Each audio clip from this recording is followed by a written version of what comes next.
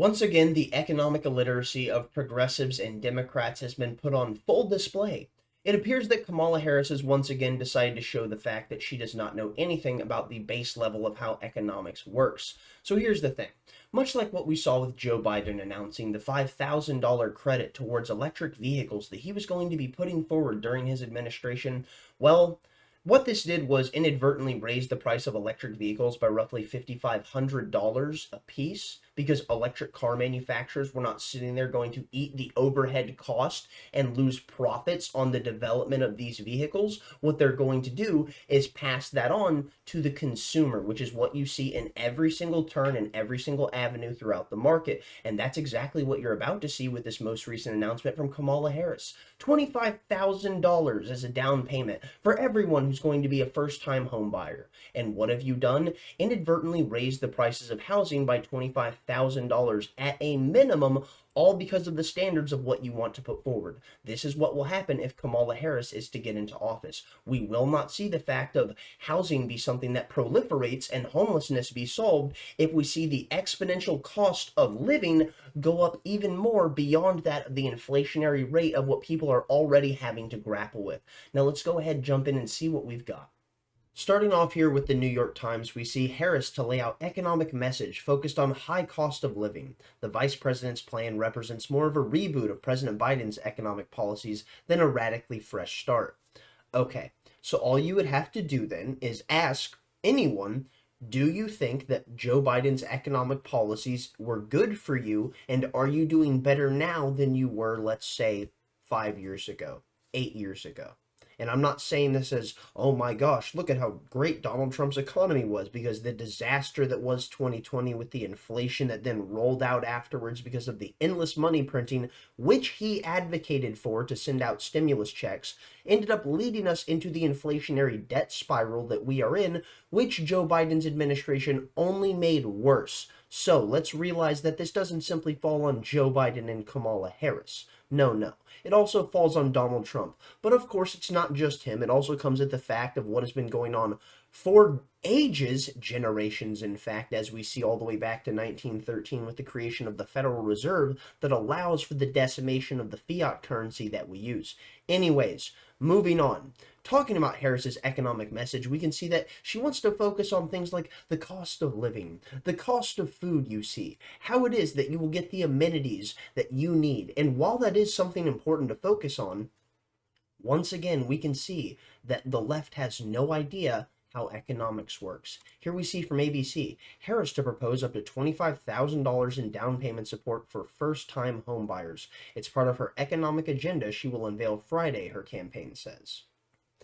And as I've already stated, all you will do is arbitrarily raise the prices of homes because this $25,000 credit will be something that these people who own these properties will not be willing to tank. So thus, we as the consumer will have to bear the brunt of that. But does Kamala Harris know this? No. And if she did, would she care? Probably not.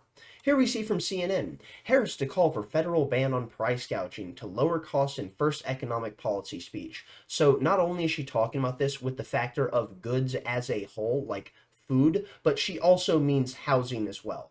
And it's unbelievable that we're living in an era where there is someone that is running for the Democratic presidential ticket, outside of Bernie Sanders, let's say, who is advocating for Soviet-era price controls. And the thing is, like I've already stated, with economic illiteracy being an absolute pandemic in our society, that is the true illness. People are just going to hear this and be like, yup, that sounds like it's going to make life cheaper for me.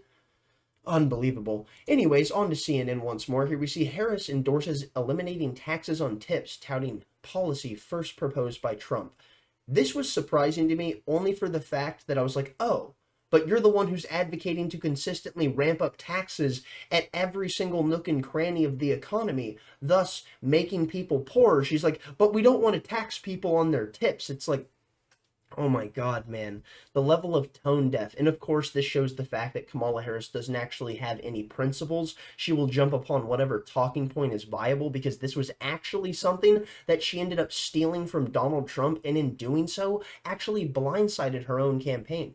Here we see from The Hill, Harris blindsided Democrats with no tax on tips plan because this goes against the standard of what they've been pushing for so long.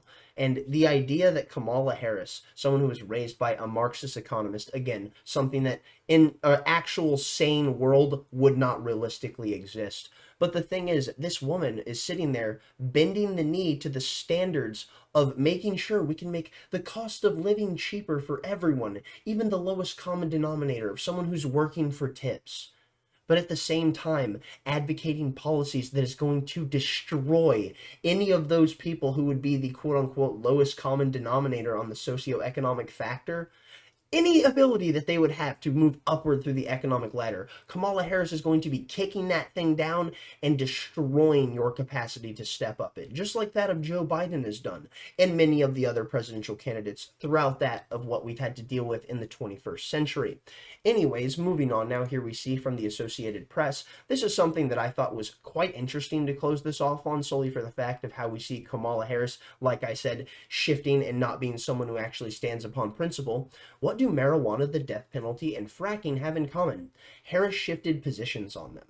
That's right, because what we saw was when she was a prosecutor in California, she wasn't this progressive who was sitting there making sure that all of these people were just getting off, that these rioters and that these marijuana users, they were getting bail, you see. No, she was a militant prosecutor, in fact, effectively a Reaganite prosecutor, and all she did was throw the book at them and give them the heaviest sentences imaginable. And then when going on a podcast talking about her youth, claiming that she smoked marijuana when she was younger, well, she then laughed and cackled as she does, and in doing so, exposed the entirety of the game that this woman is a vile cretin, because she's laughing about the fact of doing something that she herself was locking up black men, the people she claims to care so much about, in mass for, and then using them effectively as chattel slavery, the thing that she claims that Donald Trump wants to put you back into, and doing nothing more than making you fight fires in California for $1 an hour. That is right. What we see here is Kamala Harris not being someone who actually stands upon principles, being someone who was for the death penalty and for fracking, but of course, as we've seen, the standard shift of what's more popular in the progressive ethos, as that has been the thing that has swept society. That is exactly what Kamala Harris is going. That is exactly what Kamala Harris is now going to advocate for, because she cannot help but do so, because she does not actually stand upon anything she believes in. She will do whatever is necessary and crawl through whatever wire to make sure that she can be the one who holds that reign of power. And as we've seen through her ascension throughout the political landscape, I would argue it kind of paints that picture pretty well. I'm going to go ahead and call it there. Thank you for watching. If you got this far, thumbs up if you liked it, thumbs down if you didn't. Tell me where I'm wrong in the comment section down below. Stay lovely, stay great, and most importantly, as always, tell someone you love them. Peace out.